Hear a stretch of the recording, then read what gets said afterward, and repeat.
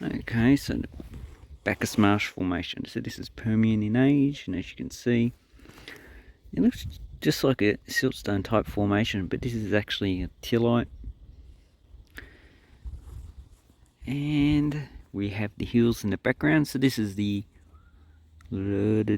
gorge. Got the Werribee River. So the Werribee River is not here. This is actually a start of another creek. So this is our creek formation. As you can see, you've got a U-shaped valley. So this rock is, some places it's quite hard, some places it's very soft. So obviously we have either a fault here that's been eroded into, or this soft type of formation that's easier to erode than the rock that's actually on the hills. So all this is all Bacchus Marsh Formation. Down that way we do have Victorian volcanics, and also up north we also have the Pentland Hills volcanics, and we also have Castlemaine Formation, which is Ordovician, so that would actually underlay this type of rock. With the other formations pretty much either above or below. So as you can see, a lot of this rock has been eroded out. It's kind of blocky. So you've got the soil profile where it's just pretty much weathered.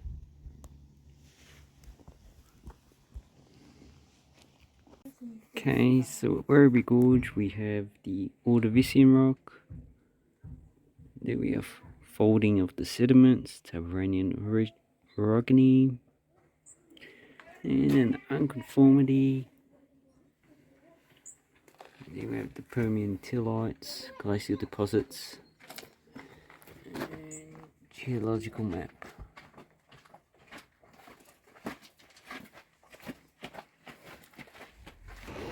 And then we have the basalts, and here we have a geological map. As you can see, we are here, so we're in the Permian Tillites. And there's Devonian, Ordovician, lots of different rocks. This is all.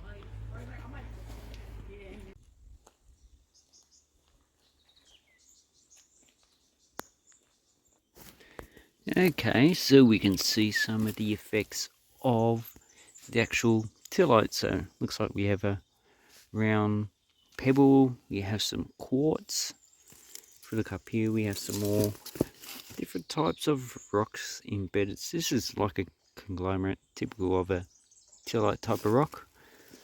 But most of the body, as you can see, is pretty much, looks like siltstone. So a lot of it is probably siltstone in the first place. And over here I don't see much inclusions of cobbles, boulders or anything like that. There's some more up there.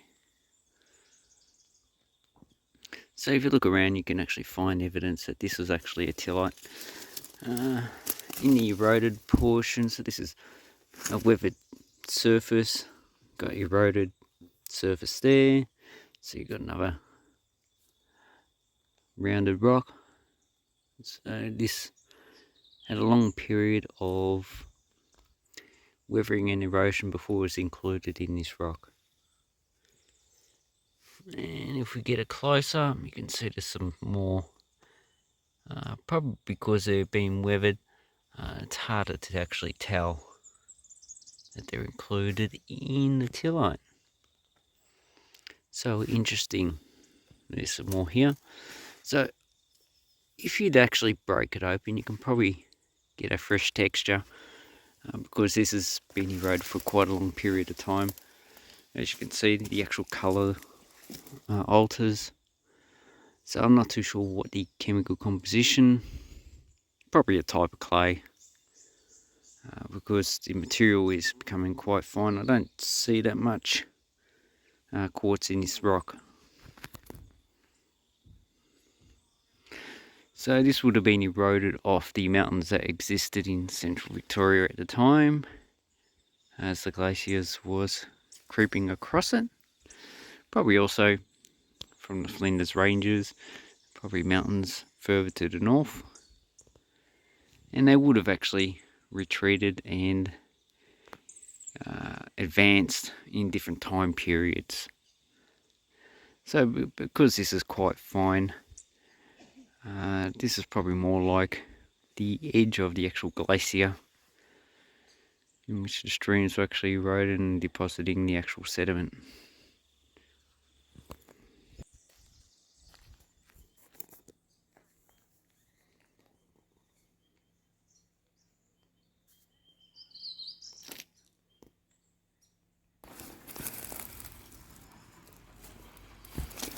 Looks like a sandstone.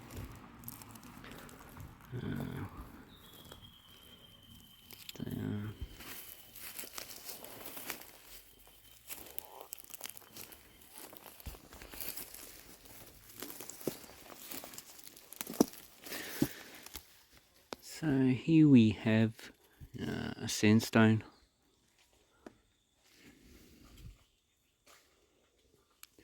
Still part of the actual Tillite.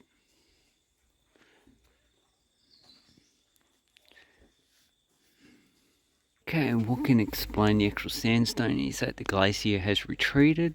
Obviously this is quite coarse, so there isn't too much energy because there isn't any large boulders or anything, even anything like 1 centimetre in size, cobbles, stones. So this is probably a beach environment, I would say. I'm not too sure, I'm just guessing here. Sometimes you can see laminations, and the laminations look like they've been affected by the mountain buildings, so they've been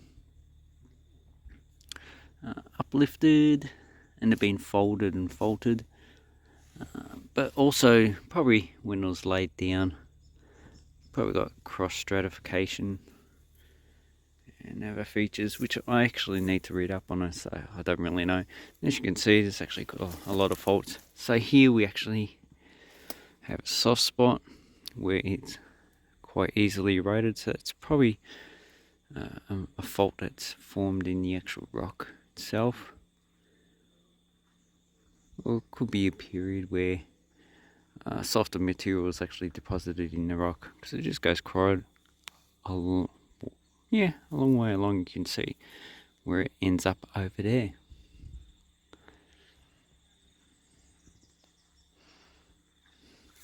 So if you actually feel it, it's actually very coarse.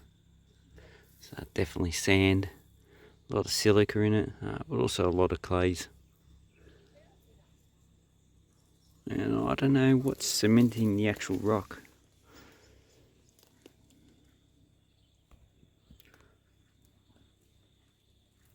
Okay, so we had the actual sandstone, which was on top of the actual siltstone with these small cobbles in it.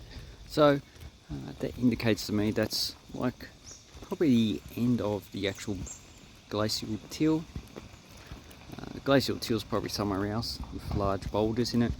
That was could have been river deposits, and the sandstone could have been a beachfront. So I'm not too sure. I haven't read anything about the geology, which I will later on. I downloaded 2 PDF reports actually. I'll probably read those tonight. So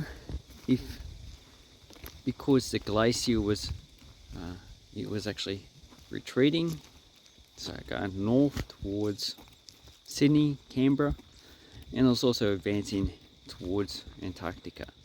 And at this time, Australia was actually a lot further south than it is now. So we'll have a look at some more rock and see if we can find any of the Tillite that is supposed to be here. So here we have the Tillite. As you can see, the small cobbles, got some boulders, lots of different types of rock.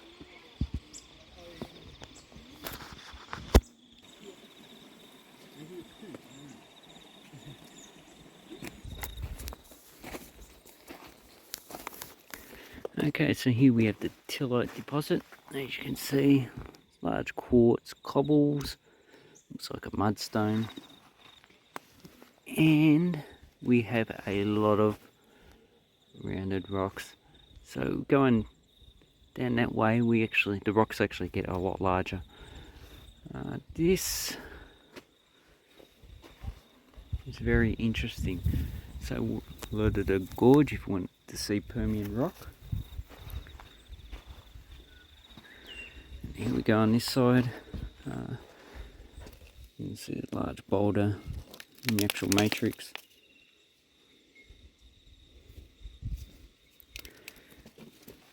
You can see some of it is angular and some of it's rounded.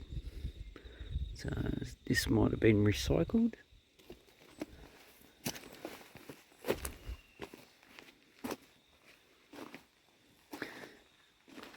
And here we go. So here we have, looks like that might be a sandstone cobble.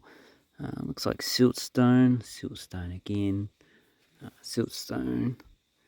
So obviously where this formation, the derived material, is another sedimentary deposit.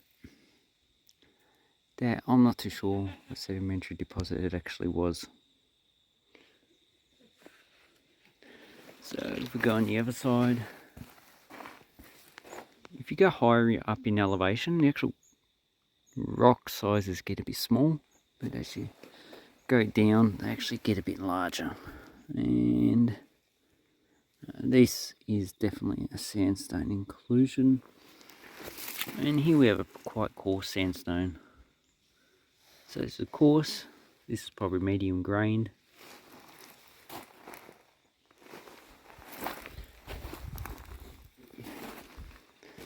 And it looks like we have some siltstone. So it looks like the finer matrix is siltstone, and here we have an angular, looks like a coarse sandstone. And here we have another piece that's broken off of a finer siltstone that's included in the siltstone matrix. And here we have, this might be a type of limestone. It erodes quite easily and leaves a depression. So that is, this is very interesting geology. And a lot of these angular fall rounded rocks. Some of them would have been rounded by this water body, but other rocks probably have been rounded, have been eroded out, and have been sitting there for about 250 million years. And here we have a large, it feels like a siltstone, but it looks like a sandstone, large boulder. So this is the largest that I've seen. As you can see, it's about the size of my hand. I haven't seen anything larger. And this one seems to have lots of vesicles. I'm not too sure what that rock is. Could be just a sandstone. So this is an interesting time in Australia's history where Victoria was covered by a glacier. So hopefully I can link some PDFs if you're interested to read. And just come out to the gorge where you can actually see this type of rock. Okay, so what I'm going to do is I'm just going to move along. Looks like this rock actually has a dip. So I'm not too sure. I'm just making shit up here. It's just an interpretation in the field. I don't see any laminations really in the rock. Maybe that's one lamination. But this looks like a sandstone. Has some boulders in the rock. So if we keep going, so we'll just say that's an earlier period of probably low energies. If we go here, we have some boulders in the actual siltstone. So this is turned into a siltstone now. So because it's a lot of silt in it, with a lot of small rocks, the energy has decreased. And So that might be the actual end of the actual moraine or the glacier. Not the end of the moraine, what am I talking about? I'm a moron. The end of the actual glacier. So if we move down here,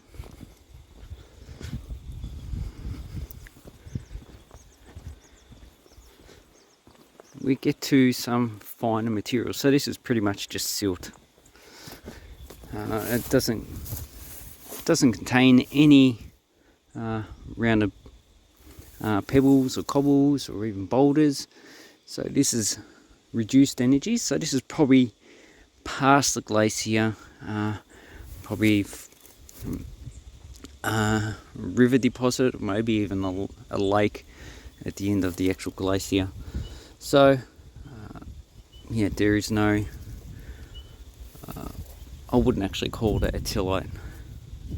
But if we just move down about 5 meters, so starting from about here, we get large boulders. So if this is an earlier period, then you have this will be the actual glacier. Then an earlier period when it retreated, it deposited, this is the siltstone. And then even earlier period, just probably the glacier probably was either retreating or advancing, but that I don't know. So here I am, right next to the actual Werribee River. It's actually not that big here. It's actually quite small. It's more like a creek. And if we look at the actual rock, you can see this is more like a conglomerate. A lot of small fragments of rock. A lot of it is rounded. Some of it is angular. So this is probably the Tillite. But this is probably the end of the actual glacier where it's been melted, and all this has just dropped out of formation. So we have finer stuff there. Over there we don't have as much. Then it grades into really coarse, but small. And then we have some grades into a sandstone. So this is a sandstone. We have a lot of large rocks. So this is probably still inside the glacier itself. Probably just at the end as well. So all these deposits are at the end because the glacier has to melt to actually deposit all this material. And here we have some quartz in the sandstone, and we have large sandstone blocks. So this formation is 280 million years old, but these rocks here are a lot older. Obviously they can't date it because it's a sandstone, siltstone and mudstone. If it was a volcanic rock, they could probably date it. And how they get the date from this is they do relative dating. So here we have a large quartz boulder. Here we have some sandstone. Here we have a larger, looks like a siltstone boulder in the actual rock. You can see, compare it to my hand. And if we move over here, obviously it changes again. So here we have a lot smaller rocks. So this is also the end. Obviously you can see that here it actually changes. So here we have a lot larger boulders. This might be just inside the glacier, which can contain a whole boulders which it melted probably rapidly, and this is probably the end of the more stable. Then we got some more boulders, and here we have a huge one. So this looks like sandstone again, but it's actually quite large. And then it grades into material that has nothing in it. So really it's just it's a sandstone still, probably a finer grained sandstone. And you can see there is a transition here. So this will be the end of the actual glacier. This is probably not the glacier. It's probably, like behind me, just a watercourse which is transporting the sand down. So The geology here is actually quite complex. You've got intermingling of the actual glacier itself and water deposition.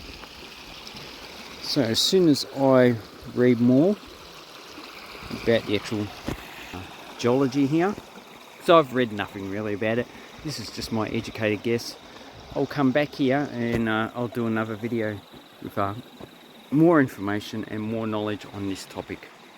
Thank you and hooroo.